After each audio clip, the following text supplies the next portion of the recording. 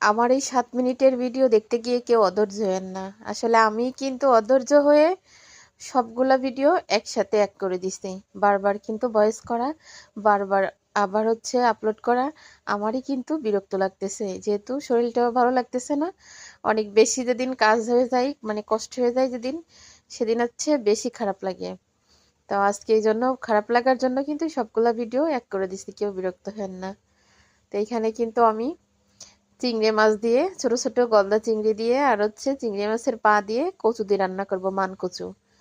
কচু সেদ্ধ করে লবণ দিয়ে হলুদ দিয়ে সেদ্ধ করে রেখে দিছি বলতে সেদ্ধ হয়ে গেছে, এই জন্য হচ্ছে কচু আর কষালাম না।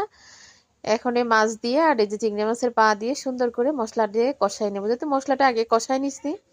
এবারে কিন্তু এগুলা দিয়ে সুন্দর মতো কষাই নিব। কষায়ে ঝোলের পানি দিয়ে তারপর হচ্ছে কচু দিয়ে দেব। আসলে রোজা বলতে কিন্তু খুবই ভালো লাগার দিন। আর রহমতের মাস, শরীরের দিক দিয়ে মনের দিক দিয়ে সব দিক থেকে কিন্তু ফ্রেশ ফ্রেশ একটা, মানে ফুর্তি ফুর্তি ভাব থাকে। কারণ কি জানেন, আমরা হচ্ছে মধ্যবিত্ত পরিবারের লোক। আমাদের হচ্ছে অল্প ইনকাম, অল্প ইনকামে অল্প সুখ, অল্প শান্তি। তো এই অল্পতেই কিন্তু আমরা অনেক বেশি খুশি। অল্পতেই আমরা অনেক বেশি খুশি। এই জন্য আমাদের বাড়তি কোনো প্যারা নেই, বাড়তি কোনো টেনশন নেই যে এত টাকা ব্যাংক ব্যালেন্স, এত বাড়ি গাড়ির হিসাব নিকাশ, এগুলা কিন্তু আমাদের কিছুই নেই। যতটুকু যা আছে আলহামদুলিল্লাহ। সবাই মানে আমার বাসুর, মানে আমার স্বামী, এদের ওইভাবে জমানো কোনো অর্থ কিন্তু নেই। তারপরও বাপের সম্পত্তি যা পাইছে, নিজেদের ইনকামের যা আছে আলহামদুলিল্লাহ, এই দিয়ে একটা পরিবারের সবার 2টা ছেলে মেয়ে আলহামদুলিল্লাহ সুন্দর মতো কিন্তু আমরা চলতেও পারি।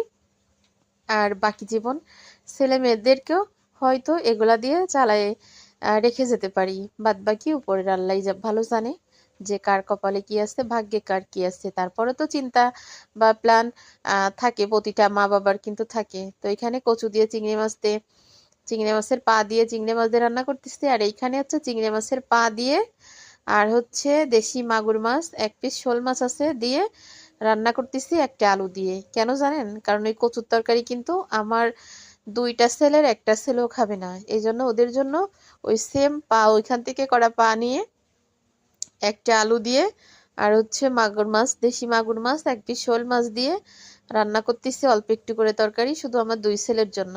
আর সাথে থাকবে, ও 2 ছেলে তো আর খাবে না, নিজেও খাবো, হুজুর আছে, মানে 4 জনে এটা খাবো। আর একটা তরকারি রান্না করতে হবে, কারণ কচুর তরকারি এখন আর কেউ খাবে না। আর এখানে হচ্ছে মসুর ডাল দিয়ে চপ বানাবো, পেঁয়াজও